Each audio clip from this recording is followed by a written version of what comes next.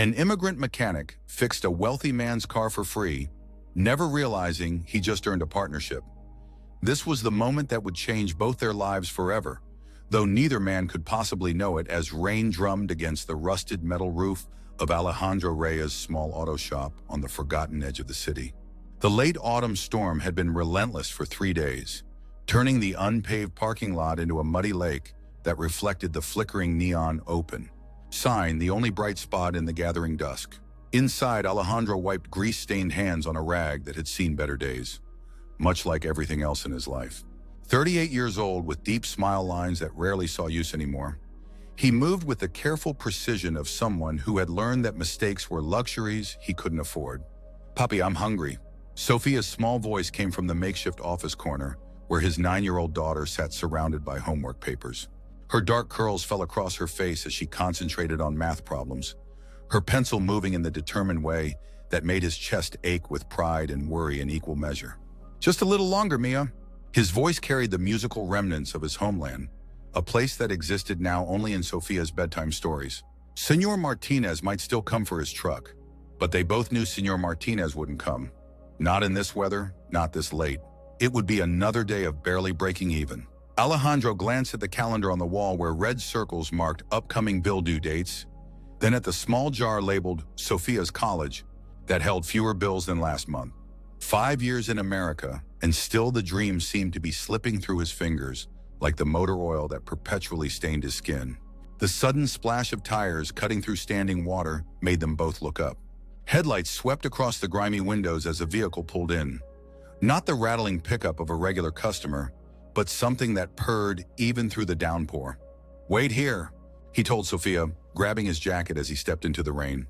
The sleek black Aston Martin looked wildly out of place in the humble surroundings, like a panther that had wandered into a junkyard. Steam rose from its hood.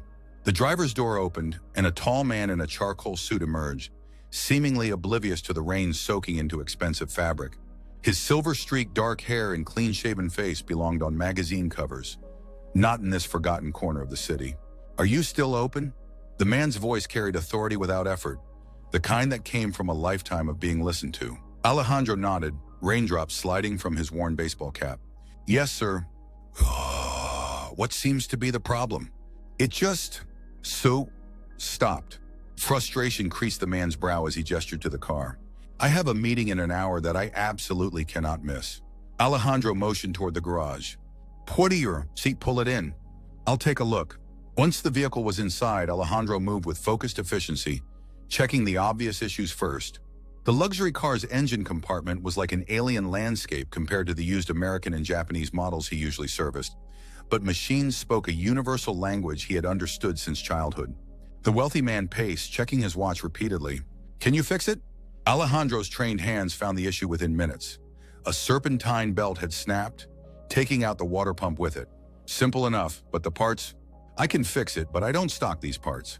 Your dealership is across town, closed by now." He straightened, wiping his hands. "I'm sorry." The man's face fell, his carefully controlled expression cracking to reveal genuine distress. "This meeting, it's everything. Years of work." For a moment, the expensive suit and commanding presence fell away, revealing just a man watching something important slip away. Alejandro recognized that look. He'd worn it himself too many times. Yeah, so wait." He moved to a storage shelf in the back, rummaging through a box of parts he'd salvaged from a similar model in the junkyard months ago. Parts too expensive to stock, but too valuable to leave behind. "I might have something." Sophia watched quietly from her corner, homework forgotten as her father worked. The wealthy man had stopped pacing and now stood with his shoulders slightly slumped, staring at his silent phone. "May I ask what your meeting is about?" Alejandro ventured as he carefully fitted the salvage belt. After a moment's hesitation, the man replied, "I'm presenting a proposal to save a manufacturing plant from closing. 300 jobs." He ran a hand through his damp hair. "My father started as a factory worker before building his business. I promised myself I'd never forget that." Something shifted in Alejandro's perception of the stranger. Not just money and an expensive suit, but purpose. Purpose he understood. 40 minutes later, the engine hummed to life. Relief washed over the wealthy man's face as he checked his watch. Still time to make the meeting. "How much do I owe you?" He reached for his wallet. Alejandro hesitated, then shook his head. "Nothing. Excuse me? No charge. He couldn't fully explain the impulse, even to himself. Just save those jobs. The wealthy man stared, clearly unaccustomed to not paying his way. I don't understand. I know what it's like to need a chance. Alejandro glanced at Sofia, then back at the man. Go. You'll be late. After a moment of stunned silence, the man extended his hand. James Harrington. Alejandro Reyes. Their handshake was brief but firm. Then James was gone in a rumble of engine noise, leaving behind only tire tracks in the muddy lot and a business card pressed into Alejandro's palm with the words, "Call me tomorrow," hastily scribbled on the back. Sofia approached, leaning against her father's side. Why didn't you take the money, Papi? He looked rich. Alejandro tucked the card into his shirt pocket. Some things matter more than money, Mika. He couldn't have known then how those simple words would echo through the months to come, or how that rainy evening was not an ending, but a beginning. 3 days later, Alejandro still hadn't called the number on the business card. Pride was a stubborn companion, one that had walked beside him across borders and oceans. The card sat on his nightstand, the embossed letters catching morning light. James Harrington, CEO, Harrington Innovations. A quick internet search had revealed what the humble demeanor had hidden. James Harrington wasn't just wealthy. He was the kind of wealthy that appeared on financial magazine covers and charity gala photographs. The kind that moved in circles so far removed from Alejandro's world that their brief intersection seemed almost absurd in retrospect. You should call him, Papi.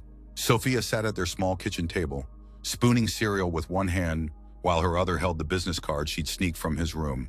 At 9, she possessed a wisdom that sometimes made him wonder who was raising whom. And say what, Mia? Thank you for visiting my shop, mister. Billionaire? He gently took the card back, tucking it into his wallet. He was just being polite. The bell above the shop door jingled at precisely 9 o'clock, pulling Alejandro from beneath a Honda Civic's undercarriage. He wiped his hands on his perpetually stained rag, expecting Mrs. Diaz about her persistent brake problem. Instead, James Harrington stood in his workshop, looking no less out of place in daylight than he had in the rain. Today's suit was navy, his tie the color of burnished copper. The only concession to the informal surroundings was the absence of a jacket. You didn't call. No preamble, just the simple observation. Alejandro straightened. I've been busy. A smile touched James's lips. Too busy for good news? The proposal went through. 300 jobs saved. He glanced around the small shop. Thanks to you. I just fixed a car. You did more than that. You reminded me of something important. James moved closer, hands in his pockets. Do you know what separates successful businesses from failures, Mr. Reyes? Alejandro shrugged. Money? Connections? Values. James tapped his temple. The principles that guide decisions when no one's watching. The work you do when you don't expect recognition. His gaze traveled over the organized tools, the worn but spotless floor, the meticulously labeled parts. I see those values here. The compliment warmed Alejandro in places long gone cold, but suspicion followed close behind. His life had taught him that unexpected praise often preceded unexpected demands. What do you want, Mr. Harrington? Toward 2 things. James held up one finger. First, I want to pay you properly for saving my presentation. Name your price. Alejandro's pride stiffened his spine. I told you no charge. And second, James continued as if he hadn't spoken, raising another finger. I want to discuss a business proposition. Before Alejandro could respond, the side door opened and Sofia rushed in, school backpack bouncing. She stopped short at the sight of the visitor, eyes wide with recognition. You're the man with the fancy car. Her directness made Alejandro wince, but James crouched to meet her eye level. And you must be the homework expert I saw the other night. I'm James. I'm Sofia. She stuck out her hand with the formal precision Alejandro had taught her. Are you here to make my dad famous? James laughed, a genuine sound that transformed his serious face. Maybe not famous, but I do have an idea I'd like to discuss with him. He glanced up at Alejandro. Perhaps over lunch? My treat. Your daughter is welcome to join us. Something in the simple courtesy of including Sofia, not as an afterthought but as a person worthy of respect, made Alejandro pause. He had encountered many wealthy people in his life, first cleaning their homes in his homeland, then servicing their vehicles here. Few had ever truly seen him, and fewer still had acknowledged his daughter. We were just going to have sandwiches in the back, he said, the refusal already softening. Perfect. I love sandwiches. James straightened, apparently settling the matter. And so they found themselves in the cramped back office, sharing a meal that Sophia proudly assembled. Peanut butter for her, turkey for the adults, the bread slightly stale but carefully arranged on their best chip plates. James accepted his portion with the same grace he might have shown at a fine restaurant, complimenting Sophia's sandwich-making skills with genuine appreciation. Between bites, he explained his proposition. Harrington Innovations was launching a new division focused on refurbished luxury vehicles, providing certified pre-owned options for high-end cars at more accessible price points. The division needs someone who understands not just the mechanics, but the value of doing things right. James leaned forward. I need a partner who sees beyond dollar signs to the people behind the purchases. Someone with integrity. Alejandro almost choked on his sandwich. A partner? Me? You fixed a car you'd never worked on before, using salvaged parts in under an hour, then refused payment because you believed in what I was trying to do. James's gaze was steady. In my experience, that kind of character is much harder to find than technical skill. Sophia's eyes shone with excitement, but Alejandro felt the familiar weight of caution.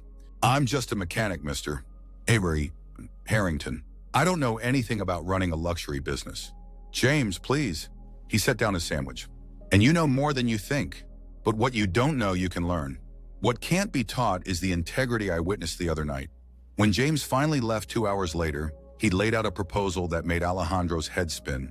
A partnership position, overseeing operations for the new division, with equity options and a salary that could move Sophia from their one-bedroom apartment to a house with a yard.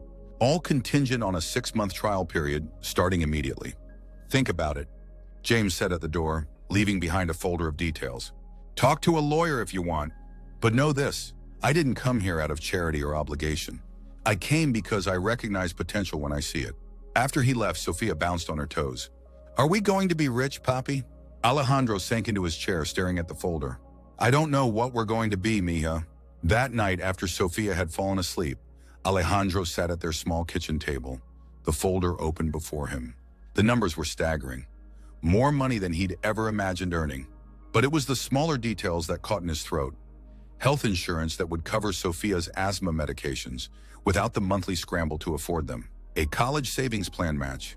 Potential for growth that extended beyond the constant struggle to keep his small shop afloat. His calloused fingers traced the embossed logo on the proposal. Memories surfaced of his father's small repair shop in Guatemala, of learning to fix engines by lantern light, of the pride and honest work that had survived poverty and displacement and discrimination, of the promise he'd made when Sophia was born to give her more than he'd had. The proposal wasn't just about money, it was about possibility. With trembling hands, he reached for his phone. The first day at Harrington Innovations stretched Alejandro's nerves to breaking point. The gleaming glass headquarters towered over downtown, a monument to success so far removed from his humble shop that he half expected security to stop him at the door. Instead, he was welcomed with a badge bearing his name and the title Operations Partner, the weight of it unfamiliar against his chest. James met him personally, guiding him through introductions with a steady hand occasionally at his elbow, translating the corporate language when needed. The stairs followed them, the immigrant mechanic in new but still modest clothes beside the polished CEO. But James either didn't notice or deliberately ignored them. Most of them are just curious, James explained as they walked toward what would become Alejandro's office. I don't typically hand-select partners without the usual corporate climb. They think I don't belong here, Alejandro said quietly. It wasn't a new feeling. James stopped walking, turning to face him fully. Do you know why I drive an Aston Martin instead of a Ferrari or Lamborghini? The non-sequitur caught Alejandro off guard. No, because Aston Martins are built by hand. Each engine is signed by the craftsman who assembled it. James's eyes held his. When I look at a machine, I see the hands that made it, the people behind the product. That's what most executives miss, and it's what you innately understand. He gestured toward the glass-walled conference room where several well-dressed people waited. They're not questioning whether you belong. They're wondering what you see that they've missed. The words didn't instantly dissolve Alejandro's insecurities, but they created enough space around them to breathe, to stand straighter as he entered the room. The weeks that followed were a blur of learning, corporate structures, luxury market segments, supply chain management. Alejandro absorbed it all, like the desert soil of his childhood absorbed rare rain, his mind connecting new concepts to the practical knowledge he'd gathered over decades of hands-on work. Each evening, he would return to their apartment, still the same small space, as he'd insisted on waiting until his position proved secure before making changes, and share the day's experiences with Sophia. She listened wide-eyed, asking questions that sometimes cut straight to the heart of complex business issues with childhood clarity. But Poppy, if the cars are supposed to be for people who can't buy new ones, why are they still so expensive? She asked one night as he explained pricing strategies. The question lingered, germinating in Alejandro's mind until it blossomed into his first major proposal. A tiered certification program that could extend their refurbished model to more accessible price points without sacrificing quality. When he tentatively presented it to James, he expected polite dismissal. Instead, James called an immediate meeting with the executive team. "Explain it again," he encouraged Alejandro. "Just like you told me." Standing before people with MBAs and decades of corporate experience, Alejandro fought the urge to shrink. Then he thought of Sophia's question, her instinctive understanding of what really mattered, and found his voice. "We are thinking about this backwards," he began, his accent more pronounced with nervousness, but his conviction steady. "We see luxury as exclusive, for the few. But true craftsmanship, true quality, should be accessible to many. Not everyone can afford a new Aston Martin, but many would sacrifice for reliability, for beauty, for something built to last." He outlined his plan: 3 tiers of certified pre-owned vehicles, meticulously refurbished, with transparent history and warranties that reflected genuine confidence in their work. The highest tier would remain what they had originally envisioned, but the lower tiers would open doors to new customer segments. The person who saves for years to buy their dream car will take better care of it than someone who can easily replace it, he concluded. They will become our most loyal advocates. The silence that followed his presentation stretched until James smiled. And that, ladies and gentlemen, is precisely why Mr. Reyes is now part of our leadership team. The following months brought challenges Alejandro couldn't have anticipated. The technical aspects came naturally: establishing quality standards, designing testing procedures, training technicians. It was the corporate politics that threatened to drown him. Not everyone welcomed the newcomer with James's enthusiasm, particularly when his division began receiving significant resources and attention. Edward Blackwell, James's longtime CFO, became the most vocal opponent. A Harvard Business School graduate with an aristocratic manner, he viewed Alejandro's rapid rise with thinly veiled contempt. "We're not running a charity case here, James," Alejandro overheard him saying one afternoon, the office door not quite closed. "The board is asking questions about your unconventional hiring decisions. The board will stop questioning when they see the Q3 projections." James replied evenly. "Alejandro's division is outperforming our expectations. Anyone could have implemented that model with your backing. You didn't need to pluck some random mechanic off the street and make him a partner." The dismissive words stung, reinforcing the doubts that still haunted Alejandro's quiet moments. Later that week, when Edward requested detailed financial projections with an impossibly tight deadline, Alejandro recognized the tactic for what it was: a test designed for failure. He stayed at the office until midnight, 3 nights in a row, learning financial modeling through online tutorials after Sophia had gone to bed. The resulting report wasn't polished, but the numbers were solid, backed by practical knowledge of costs and market realities that theoretical models often missed. When he delivered it to Edward's office, the CFO barely glanced up. "Just leave it on the desk. I would like to discuss it with you," Alejandro said, standing his ground. "There are contextual factors the spreadsheets don't capture." Edward's sigh carried decades of condescension. "Mr. Reyes, I appreciate your enthusiasm, but financial analysis requires years of training and experience. This report will receive due consideration along with input from our actual financial team." The dismissal was clear, but something in Alejandro, the same something that had once carried him across borders with nothing but determination, refused to bend. "With respect, Mr. Blackwell, numbers without context are just math, not business intelligence." He placed the report directly in front of Edward. "Page 16 shows why our labor costs appear higher than industry standard, but actually represent significant value. Page 23 explains our part sourcing strategy that reduces overall costs while maintaining quality standards." Edward's face flushed with irritation, but before he could respond, James appeared in the doorway. "There you are, Alejandro. I need you in the partner meeting." His gaze flicked to the report, then to Edward's expression. "Is that the projection Edward requested? Excellent. Bring it with you. The board members will want to see it." In the elevator, Alejandro's hands trembled slightly. "I don't belong in a board meeting." "That's exactly where you belong." James's voice was quiet but firm. "Edward's been with me for 15 years. He's brilliant with numbers, but he's forgotten that business is about people first. You never forget that."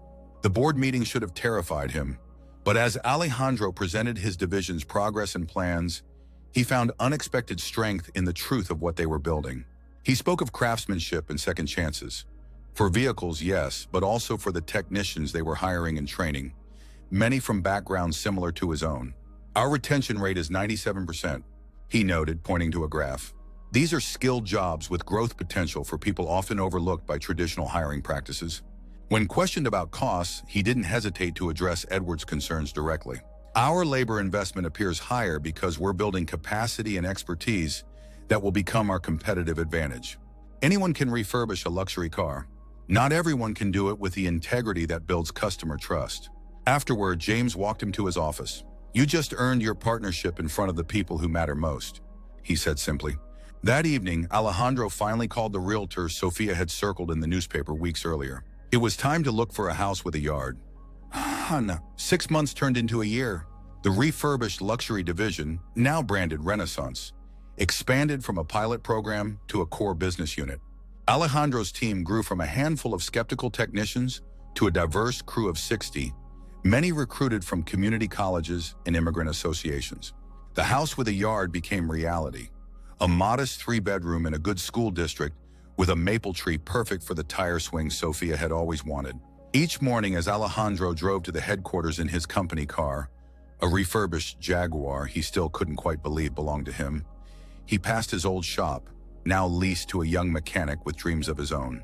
Life had transformed so completely that sometimes he feared waking to find it all a dream. The fear manifested in small ways: working longer hours than necessary, triple-checking reports, hesitating to voice opinions in certain meetings despite James's consistent support.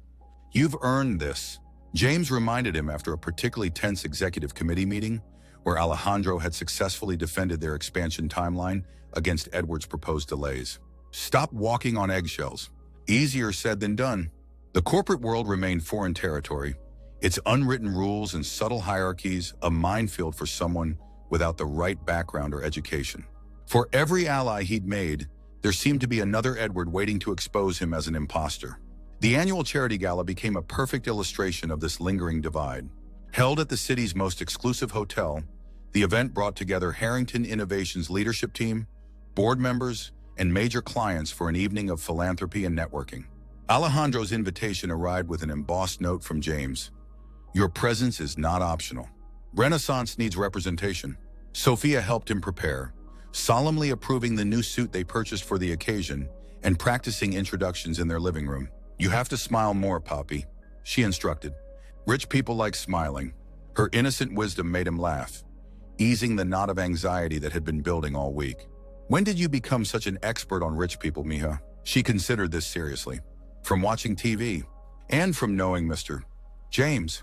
The simplicity of her world, where James was just Mr. James Washimachis, who sometimes brought her books and asked about her science projects, made his seem needlessly complicated. Still, nothing prepared him for the opulence of the gala itself.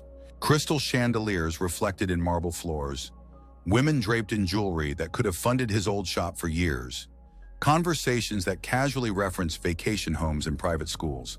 Alejandro accepted a champagne flute from a passing waiter and stood at the periphery, watching. "First time?"